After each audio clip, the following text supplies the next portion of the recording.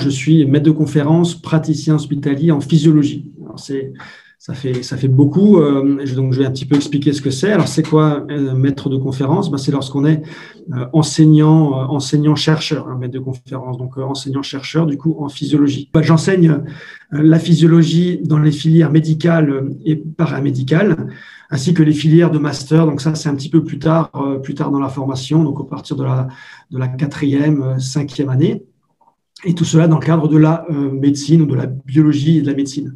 Ensuite, donc la physiologie. Qu'est-ce que c'est que la physiologie? Eh bien, c'est l'étude du fonctionnement des organes, notamment le cerveau, le foie, le cœur, les muscles, etc. Donc, c'est évidemment, vous voyez, c'est quelque chose qui est très vaste. Alors, on peut assez facilement s'y perdre, mais en même temps, ça permet d'aborder l'organisme dans sa globalité.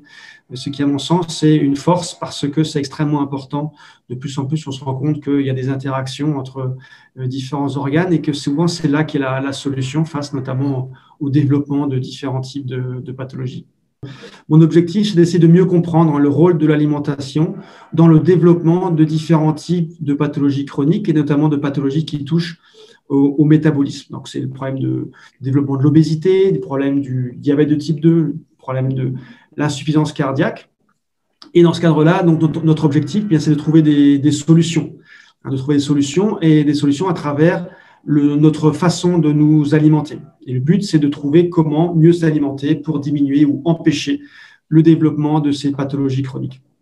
Donc, pour cela, on a notamment comme cible au niveau de l'organisme le foie, le muscle squelettique et le cœur, et on essaie de mieux comprendre ce qui se passe à ce niveau.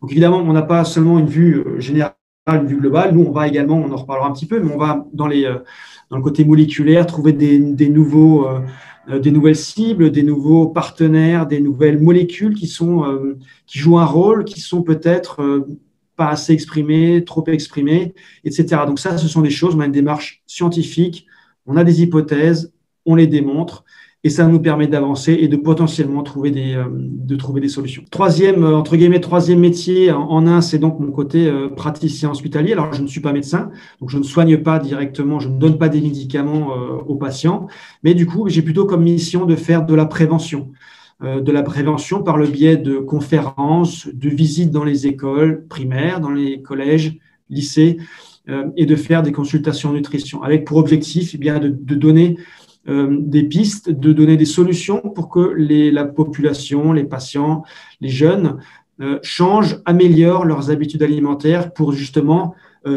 diminuer le risque de développer au cours de la vie plus tard ce type de pathologie chronique. Alors, c'est pas pour autant que c'est pas parce qu'on est plus tout à fait tout jeune qu'il ne faut pas faire des choses, même si on est à la retraite, on peut également encore changer certaines habitudes alimentaires pour améliorer notre état de santé. C'est jamais trop tard, en tout cas, pour améliorer sa façon de s'alimenter.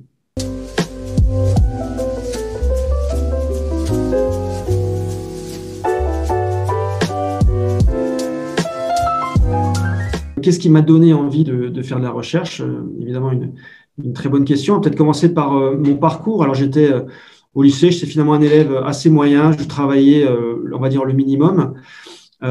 Et ensuite, je suis arrivé à l'université. C'est vraiment à la fin de mon Master 1, lorsque j'ai fait un stage entre le Master 1 et le Master 2 à Paris, je me suis rendu compte que la recherche, c'était vraiment génial, que c'était passionnant. Et c'est vrai que c'est aussi à ce moment-là que j'ai voulu faire de la recherche. Au départ, j'étais très sportif, j'étais passionné par le sport, tennis, VTT, et j'avais envie de faire de la recherche dans ce domaine de l'exercice physique. Je ne savais pas trop ce qu'il en était, ce qu'on pouvait vraiment rechercher, mais j'étais déjà passionné par avance. Et j'ai eu la chance à ce moment-là de participer à un grand projet qui avait démarré à l'hôpital civil à Strasbourg, qui portait sur les effets métaboliques de l'entraînement physique, l'entraînement en endurance, et on avait pour cible les mitochondries musculaires dans le muscle squelettique. Alors, c'est quoi les mitochondries? C'est véritablement les usines à énergie de notre organisme. C'est elles qui permettent de transformer l'énergie pour qu'elle soit utilisable par nos cellules. Donc, c'est sous forme d'ATP. Donc, c'est quelque chose qui est capital. Sans ça, il n'aurait pas pu y avoir finalement l'espèce humaine qui se développe comme elle s'est développée, c'était véritablement un véritable boom, hein, le fait que ces mitochondries fusionnent au niveau dans une cellule eucaryote. Voilà, donc on a travaillé comme ça ce projet mitochondries chez des patients, notamment insuffisants cardiaques, transplantés cardiaques. On a essayé de montrer les effets bénéfiques de l'entraînement physique, donc du sport finalement pour ces patients. On a eu des résultats très intéressants et pour ma part, j'ai trouvé ça vraiment passionnant. J'ai notamment à ce moment-là rencontré des grands physiologistes qui étaient à Paris et à Grenoble, hein, René Ventura-Clapier à Paris et Xavier Billard à Grenoble, de grands physiologistes, de grands chercheurs qui m'ont vraiment transmis cette passion pour la recherche. Donc j'en profite pour les remercier. J'ai également fait mon service militaire à ce moment-là, justement chez Xavier Billard qui était militaire.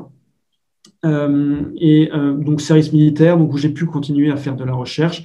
Et ensuite, j'ai fait une thèse à Strasbourg, à l'hôpital, donc dans ce domaine, donc en 2003. Et ensuite, j'ai fait un premier postdoc à Berne, en Suisse, qui s'est très bien passé dans le domaine du sport et de l'exercice. Et j'ai ensuite fait un deuxième postdoc à Paris, où j'ai travaillé notamment sur l'athérosclérose. On a un très grand laboratoire INSERM de très haut niveau, qui m'a véritablement appris ce que c'était la recherche de très haut niveau. Donc, c'était dans le laboratoire d'Alain Tedgui à Paris. Ensuite, j'ai eu la chance de décrocher donc ce poste de conférence praticien hospitalier en 2006 dans le laboratoire de Bernard Génie. Et à la suite de ça, j'ai continué à travailler dans le métabolisme, la mitochondrie, toujours les effets bénéfiques de l'exercice physique. Et j'y ai rajouté depuis environ 5 ans, j'y ai rajouté ce versant nutrition qui depuis me tient extrêmement à cœur parce que je pense que c'est extrêmement important. Il y a beaucoup de choses à faire, beaucoup de choses à mieux comprendre, à démontrer scientifiquement et à appliquer, notamment dans le domaine de la prévention pour améliorer la vie de tous nos concitoyens.